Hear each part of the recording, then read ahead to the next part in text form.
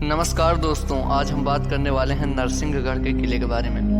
नरसिंहगढ़ के किले पर टॉपिक पर आने से पहले हम आपको बताना चाहेंगे कि आप लोग वीडियो देख लेते हो लेकिन चैनल को सब्सक्राइब नहीं करते, तो प्लीज़ चैनल को सब्सक्राइब कर लें। आइए चलते हैं अपने टॉपिक की ओर। छतरपुर से लौटते समय जब बाजीराव पेशवा नसरतगढ़ पहुंचे तब उन्होंने अपने खासम खास पांडुरंग राव करमरकर को यह आदेश दिया कि नसरतगढ़ का नाम बदलकर नरसिंहगढ़ कर दें, वहीं पर अपना शासन भी चलाएं। नरसिंहगढ़ का शाब्दिक अर्थ नर के रूप में सिंहों का गढ़ होता है। 1727 से 1730 के मध्य घटित इस घटना के करीब 130 वर्ष बाद शाहगढ़ के राजा और महाराजा छत्रसाल के वंशज महाराणा बखतबली को जब ब्रिटिश सेना ने उनके विद्रोही स्वभाव के कारण खत्म करने के लिए उन्हें किले सहित घेर लिया, तब वह अपने विश्वस्त अंग रक्षकों एवं कुछ सैनिकों के साथ अंग्रेजों को चकमा देकर वहां से भाग निकले। राजा बखतबली तो जंगलों के रास्ते भागने में कामयाब हो गए, लेकिन उनके सैनिकों को नरसिंहगढ़ में तत्कालीन मराठा सूबेदार पंडित रघुनाथ राव करमरकर के यहाँ शरण लेना पड़ा। जब इस बात की जानकारी ब्रिटिश फौज को लगी तो 17 सितंबर 1857 की रात जबलपुर से मेजर किनकिनी कई तोपों के साथ एक विशालकाय पैदल सेना लेकर नरसिंहगढ़ पहुंच गया। उसने वहां पर किले को चारों तरफ से घेर लिया। साथ ही मराठा सूबेदार पंडित रघुनाथ राव करमरकर को यह संदेश भिजवाया कि वह सैनिकों को उनके हवाले कर दें। इस दौरान सूबेदार के दीवान पंडित अजबदास तिवारी जुझौतिया ने मराठा सूबेदार रघुनाथ राव को नीति और शास्त्रों के अनुसार यह सलाह दी कि शरण में आए हुए की रक्षा करना हमारा कर्तव्य है, चाहे भले ही प्राणोत्सर्ग करना पड़े। तब सूबेदार रघुनाथ राव ने सभी सैनिकों को किले की एक गुप्त सुरंग में उन्हें सुरक्षित बाहर निकाल दिया तथा ब्रिटिश फौज को शरणागत सैनिक देने से इनकार कर दिया।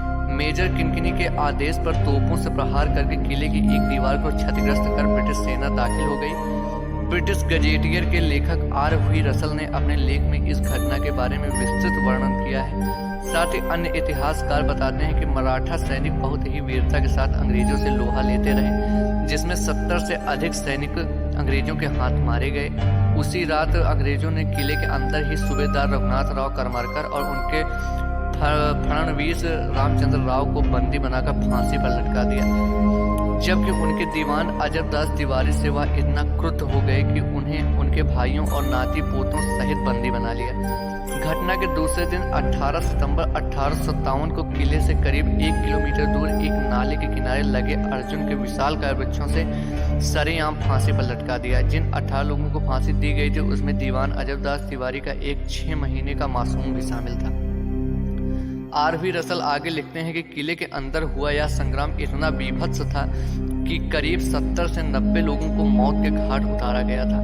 जीवित रहने वालों में केवल कुछ स्त्रियां तथा सूबेदार रघुनाथ राव करमरकर की दोनों पत्नियां अन्नपूर्णाबाई और राधाबाई एवं उनका एक नाबालिग बेटा नारायण राव भर बचा था। जिस स्थान पर पंडित अजबदास तिवारी और उनके पूरे वंश को फांसी दी गई थी वह क्षेत्र आज भी फंसैया नाला के नाम से प्रसिद्ध है।